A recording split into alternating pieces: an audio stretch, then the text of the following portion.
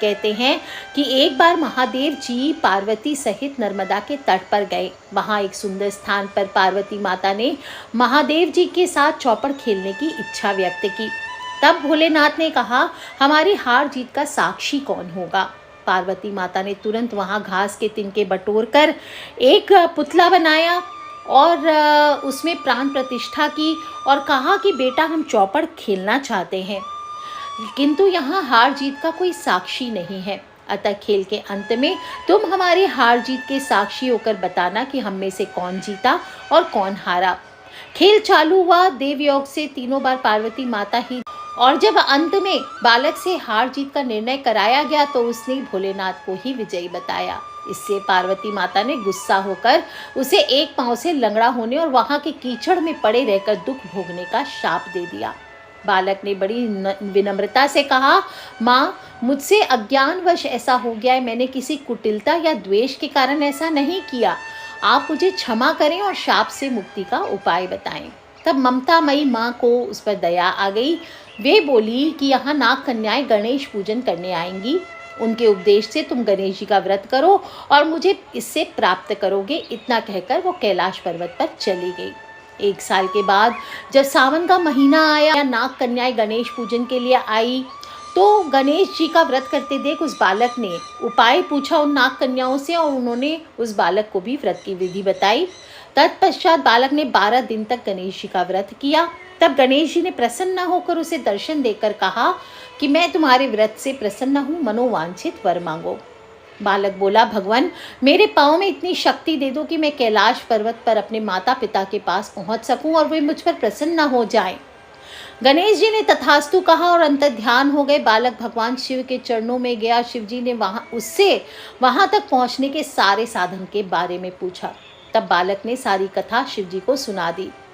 उधर उसी दिन से अप्रसन्न होकर माता पार्वती भी शिव जी से विमुख हो गई थी। तदुपरांत भगवान शंकर ने भी बालक की तरह ही 21 दिन पर्यंत श्री गणेश जी का व्रत किया, जिसके प्रभाव से पार्वती माता के मन में स्वयं महादेव जी से मिलने की इच्छा जागृत हुई और वे तुरंत ही कैलाश पर्वत आ पहुंची। वहां पहुंचकर पार्वती माता ने शिव जी से पूछा, हे भगवान, आपने ऐसा कौन सा उपाय किया जिसके फल स्वरूप में आपके पास ऐसे भागी भागी आ गई हूँ। तब शिव जी ने गणेश जी के व्रत का इतिहास उनसे कह सुनाया। तब पार्वती माता ने भी अपने पुत्र कार्तिकेय से मिलने की इच्छा से 21 दिन पर्यंत 21-21 की संख्या में दुर्वा, पुष्प तथा लड्डुओं से गणेश जी का पूजन किया और व्रत को किया। 21वें दिन कार्तिकेय स्वयं ही पार्वती माता से मिलने आ पहुँचे। उन्होंने भी माँ के मुख से इस व्रत का महात्म्य सुनकर व्रत को किया। और इस व्रत के महात्म्य ऐसा आता है कि एक शहर में एक देवरानी जेठानी रहा करती थी। जेठानी अमीर थी और देवरानी गरीब थी। देवरानी गणेश जी की बहुत बड़ी भक्त थी और देवरानी का पति जंगल से लकड़ी काटकर बेचा करता था, अक्सर बीमार रहा करता था।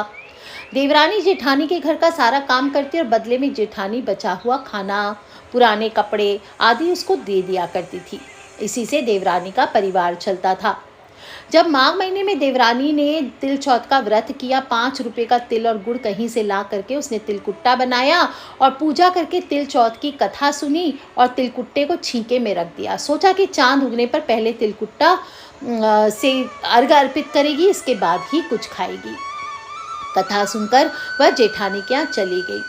खाना बनाकर जेठानी के बच्चों से खाना खाने को कहा तो बच्चे बोले, माँ ने व्रत किया है, माँ भूखी हैं, जब माँ खाना खाएगी तो हम भी खाएंगे।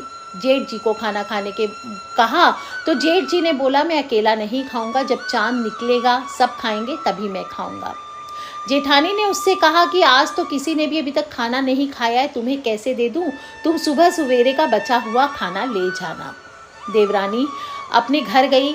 घर पर पति बच्चे सब आस लगाए बैठे थे कि आज तो त्योहार है, माँ ज़रूर कुछ पकवान लेकर के आएगी। लेकिन जब बच्चों को पता चला कि आज तो रोटी भी नहीं मिलेगी तो वो रोने लगे। इसके बाद पति को भी बहुत गुस्सा आया। वो मारने लगा उसे, कहने लगा, सारा दिन काम करके भी तू 2 रोटी नहीं ला सकती है तो काम क्यों करती है। पति ने गुस्से में आकर पत्नी को कपड़े धोने के धोवने से मार दिया।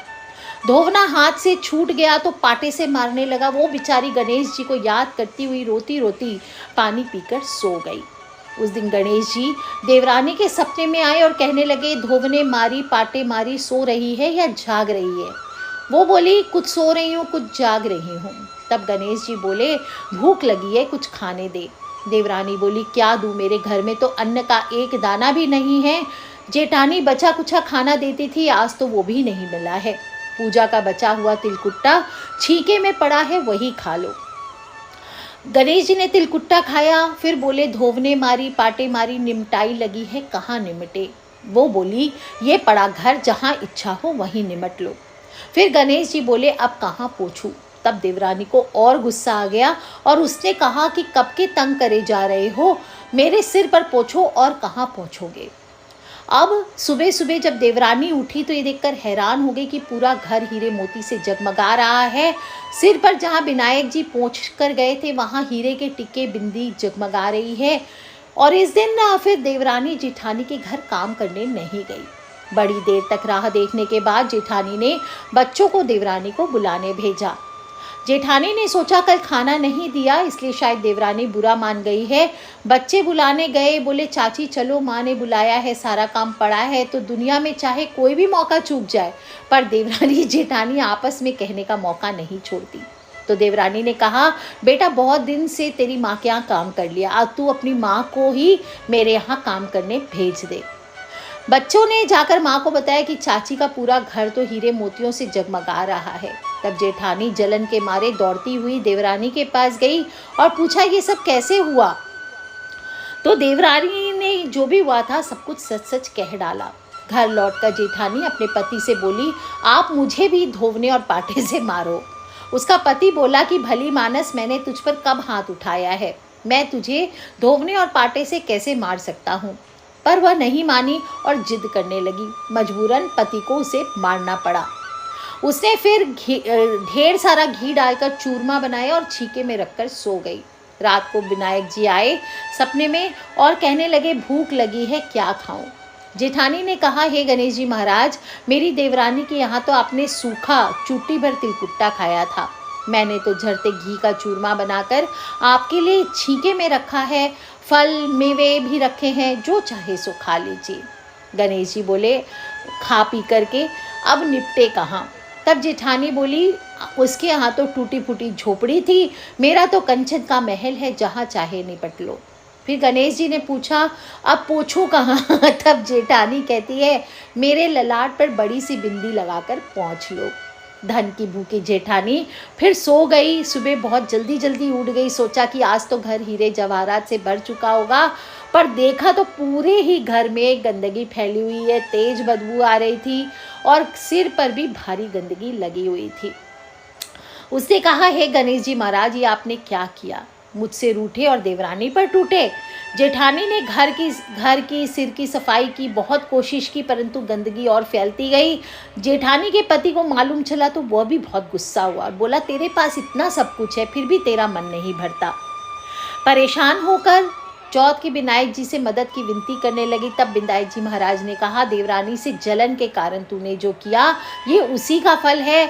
अब तू अपने धन में से आधा धन उसको देगी तभी ये साफ होगा।